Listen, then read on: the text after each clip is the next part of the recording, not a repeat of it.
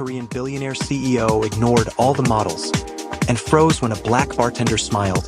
The Halo nightclub pulsed like a digital heartbeat above Manhattan's skyline.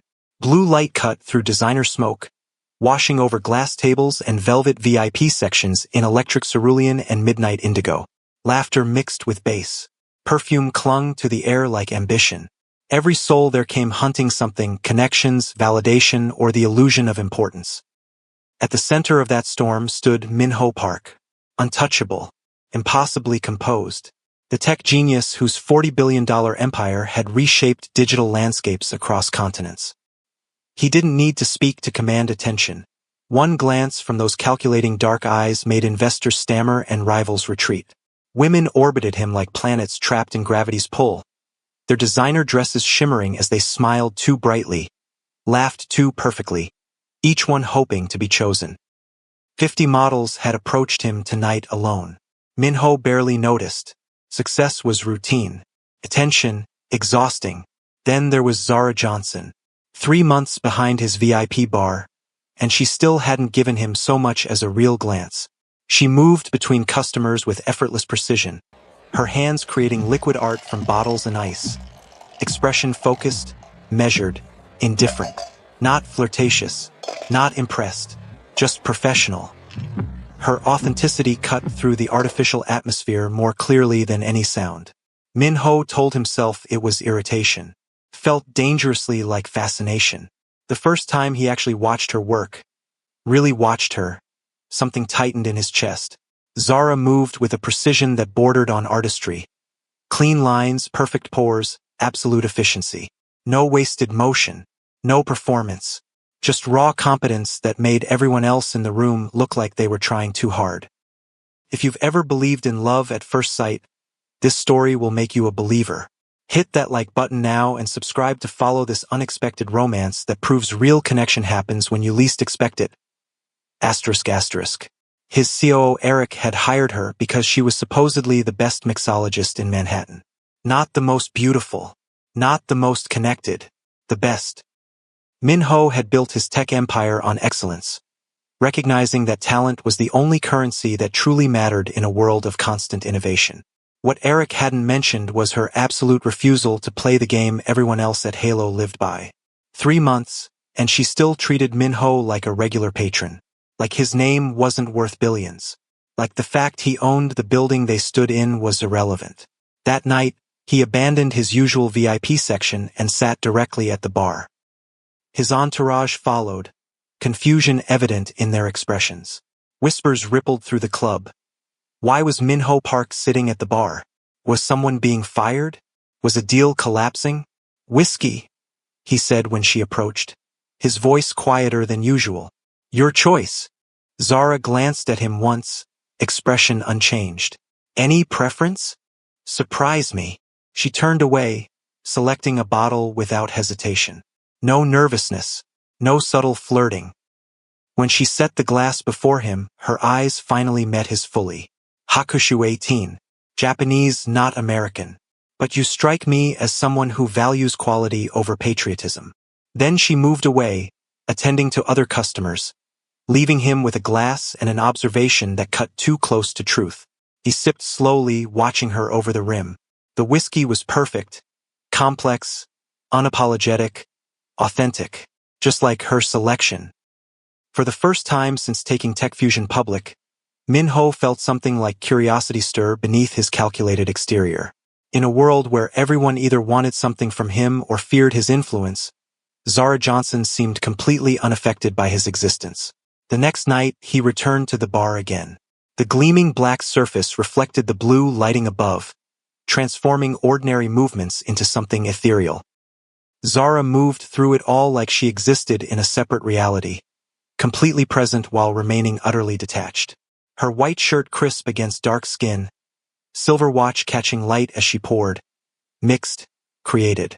Always engaged, never impressed. "How long have you been in New York?" he asked when she passed by again. 5 years. "No, sir. No, Mr. Park. Just facts." "And before that?" "Philadelphia, then New Orleans for a while." She was already turning away, mixing something complicated for a customer down the bar. Her voice carried traces of East Coast precision layered over subtle Southern warmth, like precision engineering wrapped in human complexity. Minho found himself wondering what her voice would sound like relaxed, unguarded, if it ever was. Around him, his executive team watched with careful neutrality. They never questioned his decisions, but he could feel their confusion. The CEO at the bar, night after night, watching a bartender who showed no special interest. It didn't align with expectations. It disrupted the careful image of the tech visionary they'd cultivated in business profiles and investor meetings. Halo's regular patrons noticed too. Phones appeared discreetly, capturing the unusual scene. Whispers spread across social media. Speculation bloomed in comment sections. Was she his new girlfriend? A potential business partner? Was there a connection they didn't understand? Gossip sites began running stories about Tech Fusion CEO's mystery bartender. Minho let them wonder, let them speculate. Their curiosity was meaningless background noise to the far more interesting puzzle before him. One night, a group of finance bros took seats at the bar, already drunk from dinner elsewhere. Expensive watches, designer suits, the casual entitlement of men who confused wealth with worth. One of them leaned too close to Zara as she served their drinks. "Where'd Minho find you? A diversity hire for his collection?" His voice carried just enough to reach Minho's ears. Smart PR move. Zara's expression didn't change. Not a flicker. Not a flinch. She simply placed his drink down with precise force, just hard enough that liquid sloshed over the rim onto his custom suit. "Apologies," she said, voice flat. Hand slipped. The man's face darkened. "You little. Is there an issue?" Minho interrupted, voice carrying despite its softness. The table froze. The finance bro paled, suddenly remembering whose club he sat in, whose technology powered his firm's trading algorithms. "No, sir. Just a small accident." "Then I suggest you apologize to my head bartender for your clumsiness." The command hung in the air, absolute. The man stammered an apology that Zara didn't even acknowledge, continuing her work as if he didn't exist. Later, when the club had emptied and the cleaning staff worked in silence, Minho found her counting inventory in the storeroom, tablet in hand. "You didn't need to step in," she said without looking up. "I handle worse every night." "I know." He leaned against the doorframe, studying her. "That wasn't for you." Now she looked up, really looked at him, eyes narrowing slightly. "Then what was it for?" "Standards," he said simply. "Some behaviors aren't acceptable anywhere, especially not here." "Your club." She repeated the words like they tasted strange. "Is that what this place is to you? Just another asset in your portfolio?" The question caught him off guard. No one asked him things like that, direct, unfiltered questions about how he saw his empire. "It's one of many investments," he answered finally. "But I don't own things I don't care about." "And people?" Her eyes were steady on his. "Are they investments too?" The air between them thickened with unspoken implications. Minho recognized the challenge in her question, the moral judgment beneath the surface. Most people feared his power too much to judge. Most people weren't Zara Johnson. "People make choices," he said quietly. "Investments don't." She studied him for a long moment, as if recalculating some complex equation. Then she simply nodded and returned to her inventory. Not agreement, not acceptance, just acknowledgement that she'd heard him. It wasn't enough. For the first time since his IPO made him a billionaire, Minho felt the strange discomfort of being dismissed, of being seen but not impressed. He left without another word, fascination and frustration tangling like code with a hidden error. The next evening, she wasn't behind the bar. His eyes scanned the club twice before he asked his manager. "Day off," came the nervous reply. She requested Wednesdays permanently. Minho nodded once, face betraying nothing. But inside, something simmered. She was avoiding him, creating distance. The realization should have irritated him more. Instead, it only deepened his fascination. People accommodated his schedule, not the other way around. Zara Johnson lived by her own algorithm, unaffected by his processing power. That night, he left the club early. His driver took him through rain-slicked streets to a small, unmarked door in Brooklyn. Inside, a different kind of atmosphere awaited. Not the manufactured exclusivity of Halo, but the authentic warmth of a neighborhood jazz bar with low lights and worn wood. And there she was, behind a different counter. Same precision, same focus, different context. Here, without Halo's opulence surrounding her, Zara seemed even more substantial, more real. She looked up as the door closed behind him, and for a split second, genuine surprise cracked her professional facade. Then the mask returned, smooth and impenetrable. "We close in 20 minutes, she said when he took a seat at the bar. "Then I'll have something quick." The few remaining patrons glanced between them, sensing the tension crackling in the air. One by one, they finished their drinks and left, until only silence remained. "How did you find me?" Zara asked finally, wiping down the already clean bar. "I own buildings. You have an address. New York is smaller than it seems when you have resources. And what brings Manhattan's tech emperor to a neighborhood jazz bar on a Wednesday night?" Her voice carried an edge he hadn't heard before. Curiosity. The truth slipped out before he could reframe it into something more strategic. "You work in my club 6 nights a week but request Wednesdays off to work somewhere else. Why?" Zara set down her towel, facing him directly. "Because this place is real. The people are real. They drink because they're happy or sad or tired, not because they're networking or climbing social ladders. And they see me as a person, not as—" She trailed off. "Not as what?" he pressed.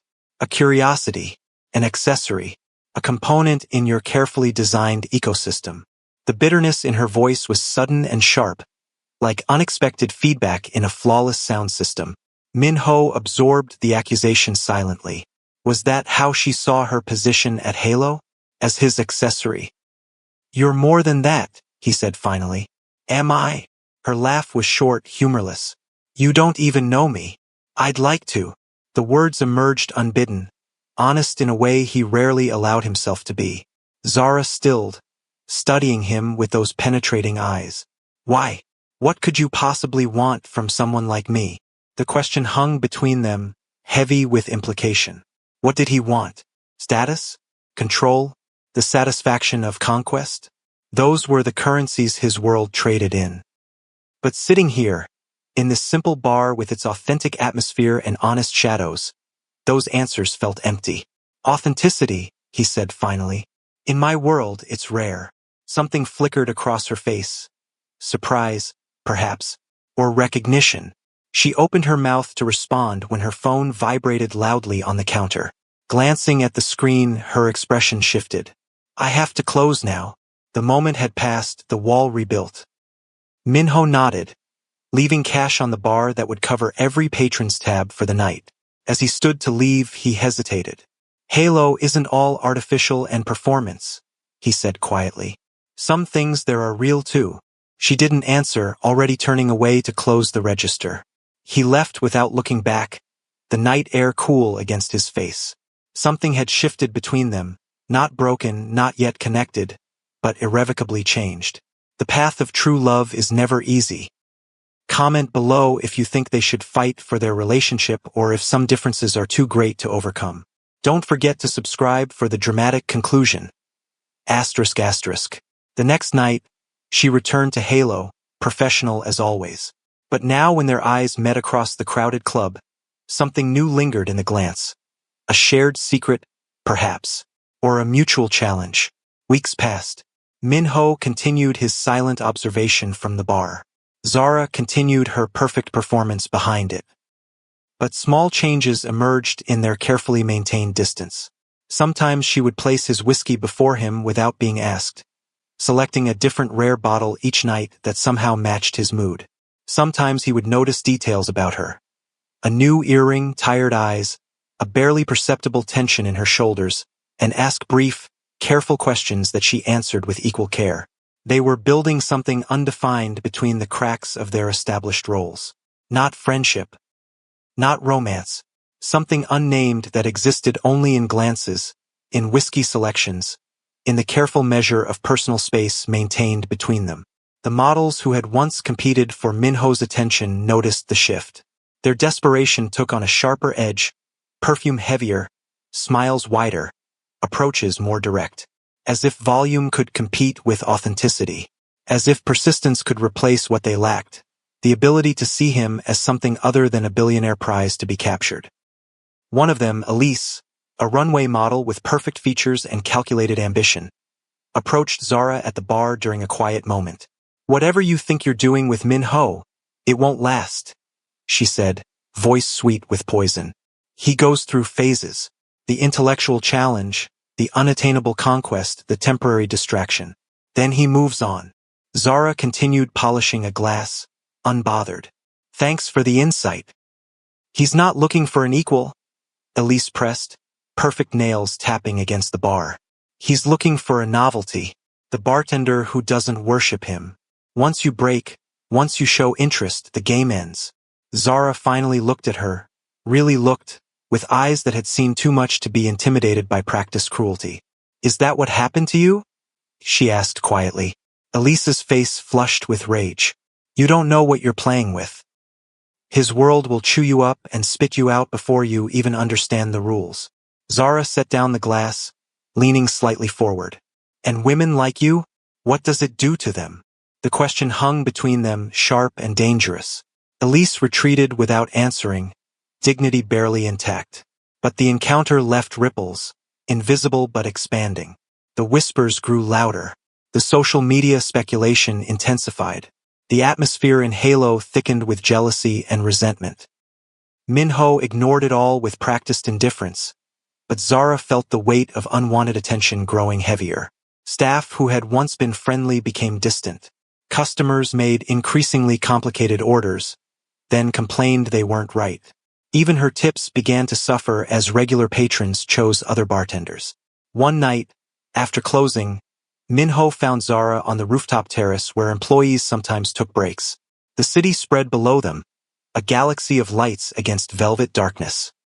She stood at the railing, shoulders tense, a cigarette burning between her fingers though she wasn't smoking it, just watching the ember consume the paper. "You don't smoke," he observed, joining her at the rail. "I don't," she agreed, watching the cigarette burn. "But sometimes I need to remind myself what destruction looks like up close." The words carried weight beyond their surface, laden with meanings he couldn't fully grasp. "Elise," he said after a moment, "what did she say to you?" Zara glanced at him, surprise flickering across her features. "You saw that. I see everything in my club. Not a boast. A simple truth." She turned back to the city view, dropping the cigarette and crushing it beneath her heel. "Nothing I haven't heard before. Women have been telling me to know my place since I was old enough to understand what that meant." The bitterness in her voice cut through the night air, raw and real. Minho felt an unfamiliar urge to comfort, to protect. He suppressed it, knowing she would reject such gestures. "Your place," he said instead, "is wherever you decide it should be." Zara looked at him then, really looked, with eyes that seemed to peel back layers of carefully constructed persona to the man beneath. "Is that what you believe? Or what you think I want to hear? Does it matter?" "Yes." The single word carried absolute conviction. "Truth matters, especially in a world built on performance." Minho considered this, weighing her moral certainty against the compromises of his existence. "Then yes, I believe it. Your place is your choice. That's why you're here, why I kept you on after Eric hired you. You don't let others define your boundaries. Unlike everyone else in your world?" The accusation hung between them, sharp but not entirely unfair.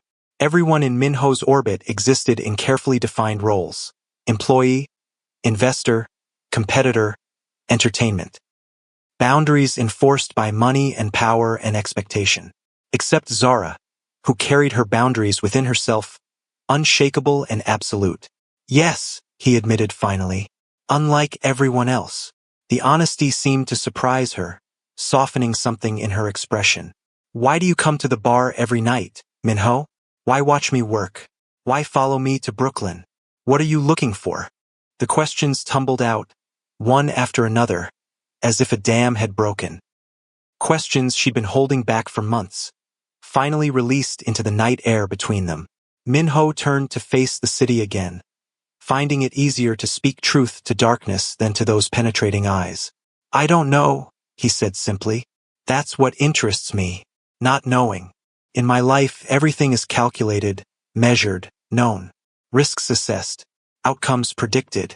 But you, he paused, searching for words. You're an equation I can't solve, a variable I can't control. And that makes you the most interesting person in my world. The confession hung between them, raw and unexpected.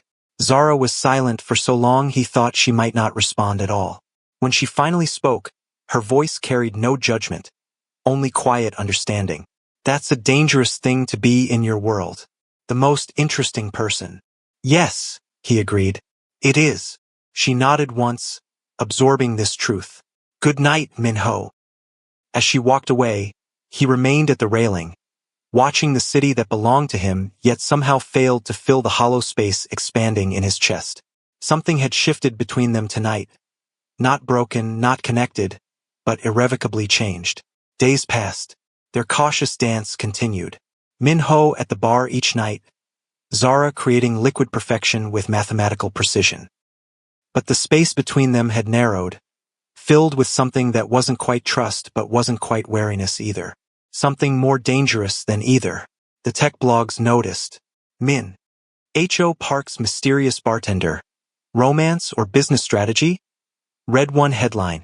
TechFusion CEO slumming it or scouting talent? Asked another.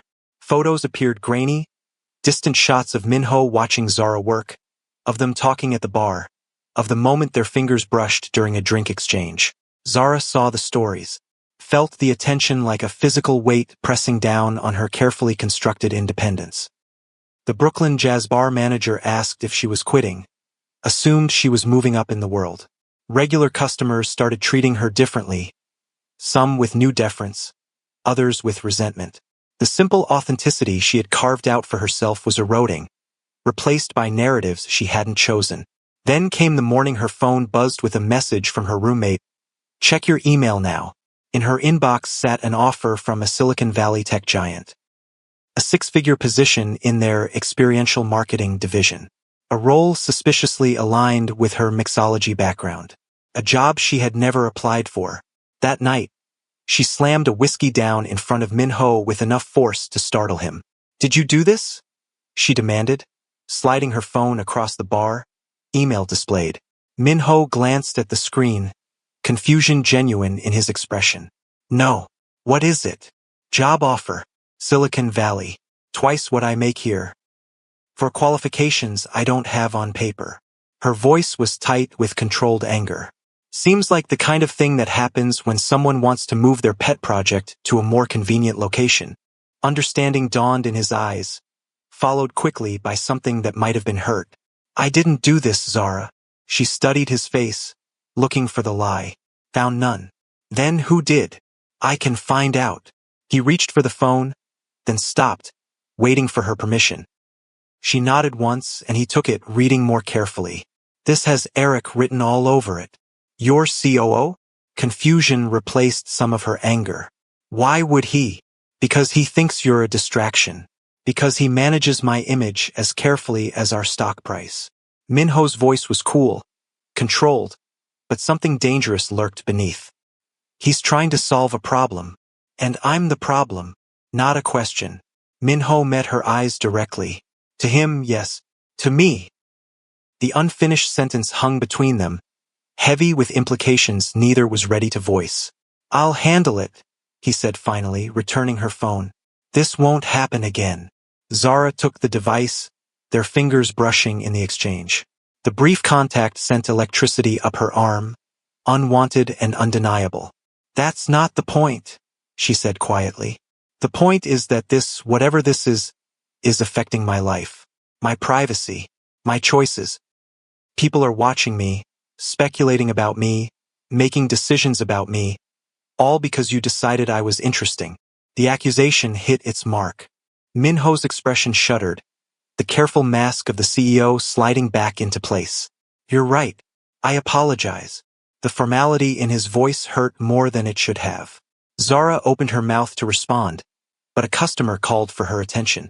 By the time she turned back, Minho was gone, his whiskey untouched. He didn't return the next night. Or the night after. The bar at Halo felt strangely empty without his presence, though every seat was filled. Zara told herself it was relief she felt, not disappointment. Told herself this was what she had wanted, to be left alone, to return to the simplicity of before. It was a lie, but a necessary one. A week passed. The blogs moved on to fresher gossip. The models returned to Minho's VIP section, where he had resumed holding court, remote and untouchable as ever. The staff relaxed, returned to treating Zara normally. Everything back to its proper place, its proper order. Except for the hollow feeling in Zara's chest when she mixed a perfect Hakushu 18 that no one had ordered, then poured it down the drain. On Wednesday, she arrived at the jazz bar for her regular shift, only to find the owner waiting with unexpected news. "Someone bought the building," he said, shock still evident in his voice. "Whole block. We've got 30 days to vacate." The ground seemed to shift beneath Zara's feet. "Who bought it?" The owner shrugged. "Some development company. Madison Holdings or something. They're turning everything into luxury condos." Madison Holdings, one of TechFusion's real estate subsidiaries. The knowledge hit Zara like physical pain. This wasn't coincidence. This was retaliation. That night, she didn't show up for her shift at Halo. Didn't call. Didn't text. Just packed her belongings in a duffel bag and booked a flight home to Philadelphia. She couldn't fight this. Couldn't win against someone who could rewrite reality with a single signature. Couldn't bear to see what else he might take from her. Her phone rang constantly, the manager at Halo, her roommate, unknown numbers. She ignored them all, turned the device off as she boarded her flight, letting the white noise of the engines drown out the turmoil in her mind. What she didn't know was that across the city, Minho was in a boardroom, facing down his executive team with cold fury. The Madison Holdings acquisition had been made without his knowledge, a strategic investment, approved by the board during his absence. "Sell it back," he ordered, voice cutting through protests and explanations. "All of it, to the original owners. At a loss if necessary. But the development potential," his CFO began. "Is irrelevant," Minho interrupted. "Fix this, now." But it was already too late. By the time the sale was reversed, by the time Minho discovered Zara's absence, by the time his car reached her apartment, she was already gone. Her roommate, hostile and protective, refused to tell him anything except that Zara had left because of him. "She built something real here," the woman said, blocking her doorway. "And your little power games destroyed it. Congratulations." The words hit harder than any business setback ever had. Minho returned to his penthouse, to his empire, to his life of controlled perfection, and found it suddenly hollow. Empty of the one thing he hadn't realized he needed. Someone who saw him as just a man, not a prize or a threat or a resource to be managed. 3 months passed. Minho buried himself in work, in acquisition meetings and product launches and shareholder obligations. He stopped going to Halo entirely, letting Eric handle the club operations. Stopped dating, stopped socializing beyond what was absolutely required. Focused entirely on building his empire higher, stronger, more untouchable. And if sometimes, in rare unguarded moments, he found himself staring at a glass of Hakushu 18 and remembering eyes that saw through every pretense, well, that was a weakness he kept to himself. Zara rebuilt too in her own way. Philadelphia wasn't New York, but it had a growing cocktail scene, bars that appreciated skill over spectacle. She found work easily, rented a small apartment, began again. No social media, no digital footprint, no connection to the life she'd left behind. She told herself she was happier this way, simpler, safer. No billionaires appending her existence with their gravity. No models whispering threats. No blogs speculating about her motives. Just honest work and quiet nights and the gradual dulling of the ache she refused to name. It might have ended there. Should have ended there. Two people from different worlds who had briefly orbited each other, then returned to their proper places in the universe. A footnote in both their stories, nothing more. But fate, or perhaps just the mathematics of human connection, had other plans. The tech conference in Philadelphia wasn't on Minho's calendar until the last minute. A cancellation in Boston, a rescheduled keynote, an opportunity to unveil TechFusion's latest innovation to an audience of industry insiders. He agreed without thinking, letting his assistant handle the details, which is how he found himself in the hotel bar after his speech, loosening his tie and ordering a whiskey to ease the tension of a day spent performing confidence for people who only saw the CEO, never the man. Hakushu 18. Neat. The bartender's back was to him, reaching for a bottle.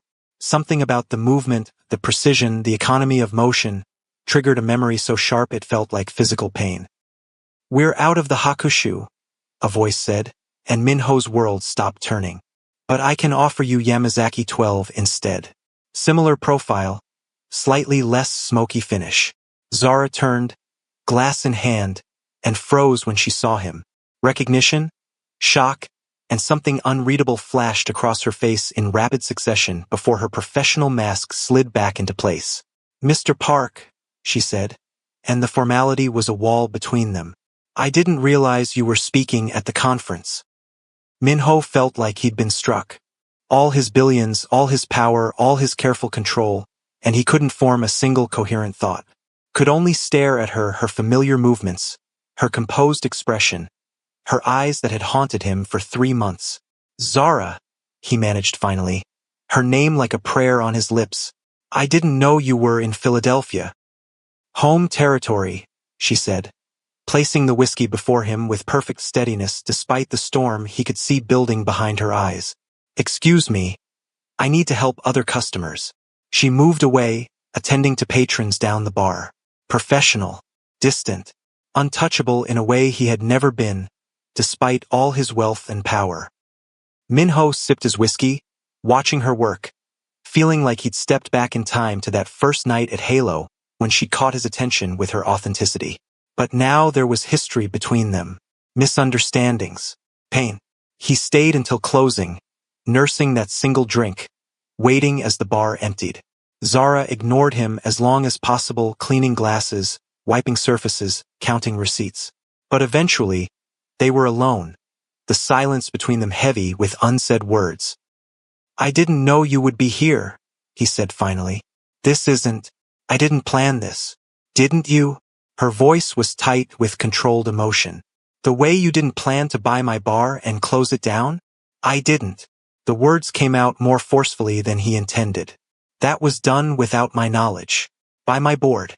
I reversed it as soon as I found out, but you were already gone." Zara stilled, her eyes searching his for deception. "Why should I believe that?" "Because I've never lied to you. Simple truth, offered without expectation. Even when the truth wasn't flattering, I gave it to you." She absorbed this, her hands resuming their methodical cleaning. "It doesn't matter anymore. That was another life." "Was it?" Minho leaned forward slightly. "Or was it the first time in your life, in mine, that someone saw past all the surface noise to what mattered?" The question hung between them, dangerous in its directness. Zara's hands stilled again, her eyes meeting his with that same penetrating gaze that had first unsettled him, then fascinated him, then haunted him. "What do you want, Minho?" The question echoed their rooftop conversation from months ago, but carried new weight now. New history. Minho considered his answer carefully. He could offer her anything, a job, an opportunity, resources to build whatever she wanted. But those were the answers of the billionaire CEO, the man who solved problems with money and power. And Zara Johnson had never responded to that man. "A chance," he said finally. "Not to reclaim what was, but to see what could be. Without the clubs and the models and the blogs and the expectations. Just two people who see each other clearly." Zara's expression softened, just slightly, a hairline crack in her perfect composure. "That's a nice fantasy, but your world follows you everywhere. Your gravity bends reality around you. I can't compete with that." "I don't want you to compete," Minho said quietly. "I want you to be exactly who you are. The woman who doesn't need my money or my status or my approval. The woman who sees Minho, not TechFusion." Something flickered in her eyes, not quite trust, but not quite rejection. I have a life here now. Simple. Stable. Mine. I know. He nodded, understanding the implication. He was a complication she hadn't asked for. I'm not asking you to leave it. I'm asking for coffee. Tomorrow. 1 hour. If you hate it, you never have to see me again. The echo of his offer from their first real conversation wasn't lost on either of them. Zara's lips curved in the barest hint of a smile, the first he'd seen from her in 3 months. You're still trying to solve the equation, she observed. No. Minho shook his head. I'm finally accepting that some things aren't meant to be solved. Just experienced. Appreciated. Respected. Zara studied him for a long moment, weighing possibilities against dangers. Finally, she reached for 2 small glasses, pouring a finger of whiskey in each. She slid one toward him, raised the other slightly. 1 hour, she said softly. Tomorrow. 2 p.m. at the coffee shop on Walnut Street. Not the fancy one. The one with the mismatched chairs and the owner's cat that sleeps in the window. Minho raised his glass to meet hers, the gentle clink resonating with promise. Mismatched chairs and window cats. Got it. They drank in silence, acknowledging the complexity of what lay between them. Neither naive enough to believe it would be simple, neither cynical enough to believe it was impossible. As Minho left that night, stepping into the cool Philadelphia air, something had shifted inside him. The hollow feeling remained, but alongside it now grew something unfamiliar. Not triumph, he'd achieved enough in life to know this wasn't about winning. Not relief. There were still too many uncertainties ahead. But possibility. The chance for authenticity in a life built on performance. The hope for connection that didn't demand either submission or dominance. The rare opportunity to be seen and understood, however tentatively, across the borders of their separate worlds. Zara Johnson had walked away from his world but offered a cautious doorway back to something undefined. Had drawn boundaries he would respect because her strength demanded it. Had created her own path while acknowledging that paths sometimes cross again. It wasn't a guarantee. It wasn't surrender. It wasn't conquest. It was something far more rare in his life, truth. Unfiltered by expectation or advantage or calculation. Just the simple, terrifying truth that he had walked past 50 perfect women to freeze at the sight of one real smile. And that perhaps, just perhaps, she had seen something equally real in him. For a man who commanded an empire, who controlled vast networks of technology and innovation, who could acquire almost anything with a word, the freely offered possibility from someone who wanted nothing from him was the most precious gift imaginable. And as he slid into the back seat of his car, instructing his driver to return to the hotel, Minho Park allowed himself to feel something he'd abandoned years ago, when ambition replaced emotion and success replaced connection. Hope. From one smile to forever. What moment in this story touched your heart the most? The first meeting, the brave separation, or their beautiful reunion? Drop your thoughts in the comments. If this story moved you, share it with someone who needs to believe in love that overcomes all obstacles. Hit subscribe for more heart-colliding romance stories coming next week. ****.